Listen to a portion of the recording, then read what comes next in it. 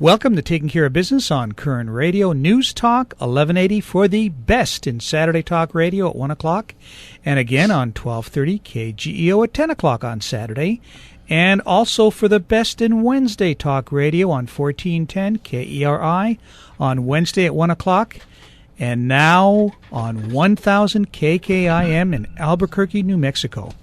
Your host is Clay Koerner, and I'm Marty Pay, and behind the big board is the man, Greg Held, the producer's producer. Hey, Clay, that was a great show last week with Orleen Corla, president of California Eagle Forum. Yeah, I'm quite interested in hearing her speak next week on Common Core. And when is she going to speak? She's going to speak Monday night at hotels. June 3rd, huh? June 3rd, 6 to 8 o'clock. Okay, so Monday, June 3rd, 6 o'clock at Hotels in Bakersfield. We've got a really, really special show today. We had a second part to that show. No, we had her all... Oh, that's right. We had her the whole time. The whole show, yeah. Oh, my gosh. The whole 42 minutes. Was I there? Yes, you were here. You were awake the whole time, too. You're going to be awake today, too, because it's going to be a great show today. Yeah, it is. Special show today, and in the second half, we have an old friend of the program, Assemblywoman Shannon Grove. Yeah, Shannon has a new office. Yeah, yes, she does. I was up there a couple weeks ago, and I had to squeeze through the door to get into the closet. That's the office you get when you're in trouble. I guess. Wow. Yeah. It's way down at the end of the hall. You got to drop down a few stairs. Yep. Exactly. I think she loves it, though. Yeah, well, you know, it's a badge of honor for her in a way. I think it is. Yeah. I want to introduce our first guest by telling a little story that shows the character of the man. Just a few years ago, probably more than a few, Clay, an African-American law student lost his wallet. Well, you know, that can be traumatic at any age, but especially as a student because your whole life is in that wallet. Well, it was returned to him totally intact by another student.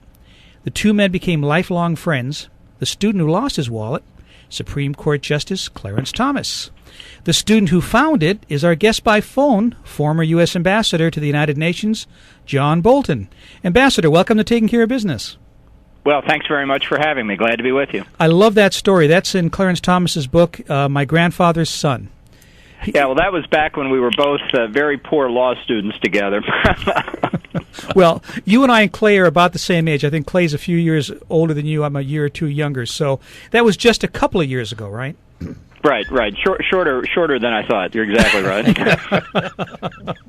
Well, we have you for a segment here, and obviously the one thing we really, really want to talk to you about, and Clay and I were both in the military many moons ago, we have not let go of this story, and we refuse to let go of it, is Benghazi. I mean, wasn't there anybody in charge that night? It's mind-boggling to me. No, I must say it's a pretty pathetic record, and the danger, the risk that not just official Americans around the world continue to be in, but private citizens, Americans who are overseas doing business, tourism, visiting family, all remain very much threatened by international terrorism. And we see from the President's speech at the National Defense University last week that his policy on terrorism, if anything, has gotten worse since Benghazi, declaring victory in effect, saying we don't need a war on terrorism, we can handle it all by law enforcement. And as Benghazi demonstrates, law enforcement wasn't enough to stop al-Qaeda there, and law enforcement has failed to bring any of the people who conducted the attack on September the 11th to justice. So we've got 3.5 more years of this risk ahead of us unless there's a dramatic change in the way the President views the international terrorist threat. Well, if you do decide to run for president, I probably shouldn't say that on the air. I would definitely back you and do everything we could to help that cause. Well, thank you so much. I think it'd be fantastic. But, you know, one thing that bothers me about Benghazi, if it were Bush or Rumsfeld, you know, the two of them would be in a situation room that night and take control of the situation because those are the kind of men they were. But the impression we're getting is that nobody was in charge. Hillary Clinton wasn't there. President Obama was asleep, getting ready for a fundraiser the next morning in Vegas. Wasn't there anybody in charge? As nobody seems to be responsible for this. Well, again, I think you're exactly right. We don't know all the facts, but when Osama bin Laden was killed through the bravery of SEAL Team 6 and the many, many others who worked to support that mission, we heard every detail of it from the White House. We really had a blow-by-blow account. Now we have this press flack from the White House who goes out on the Sunday morning talk shows and says it is irrelevant, his word, irrelevant, where the president was the night of September the 11th.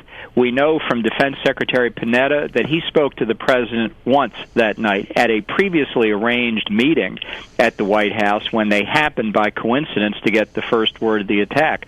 We know that that Secretary of State Clinton did not speak to Secretary of Defense Panetta the entire evening. I mean, I am stunned by that alone. I've worked for 6 Secretaries of State, and not a one of them, as different as they all were, not a one of them wouldn't have spent all night going back and forth with the President, the Secretary of Defense, whomever they needed to talk to try and find out what they could do to protect their people at risk in Benghazi and Tripoli, and for all they knew, all over the Middle East.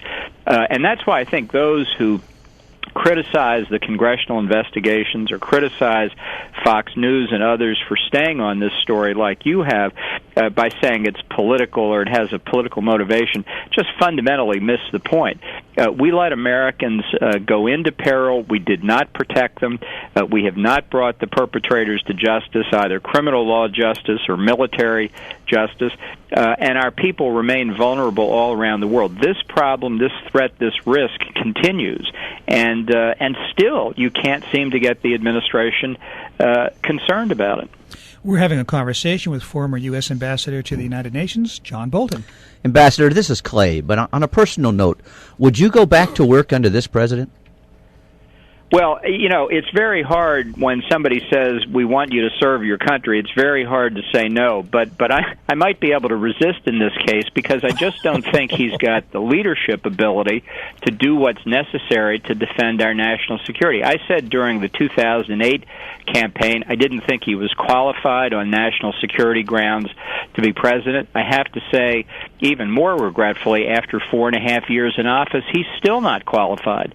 The speech at the National Defense University revealed a fundamental lack of awareness about what motivates the terrorist, about what their objectives are, and the notion, just as one example, I could go on for hours about this, but just as one example, the president says all wars must end, as if we voluntarily began this war against the terrorists. It's quite the opposite, obviously. They've attacked us. We didn't want this war. We're defending ourselves, and our saying that we consider the war to be over isn't going to say to the terrorist, well, I guess they have to go back to basket weaving or something. It's going to say to them, we now have every incentive to increase the pace and the scope of attacks against Americans and American facilities all over the world. It will lead not to more peace and stability in the world. It will lead to greater threats against Americans all over the world.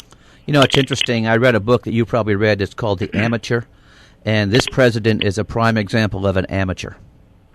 Yeah, I think he had a career that essentially, even though he lived overseas for a number of years as a boy, unusual for American presidents to be sure, he apparently didn't pay much attention to it. His career has been utterly uninvolved in national security issues.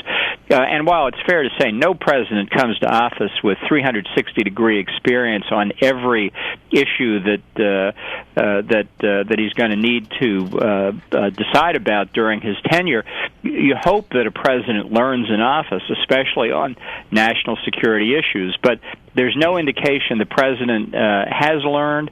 The quality of advice he's getting has not improved.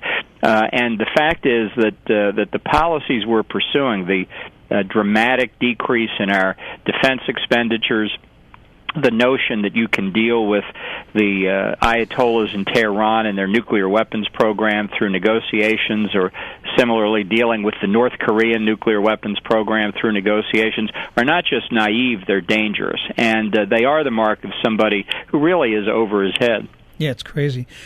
Shifting gears just a little bit, the thing that scares me the most about the Middle East is Israel and Iran. Is there, and I've been saying this for about 2 years, that there's going to be a point where Israel will have to do something on their own to defend their own interests because they have no choice. They can't have a nuclear Iran, and we're getting close to that point.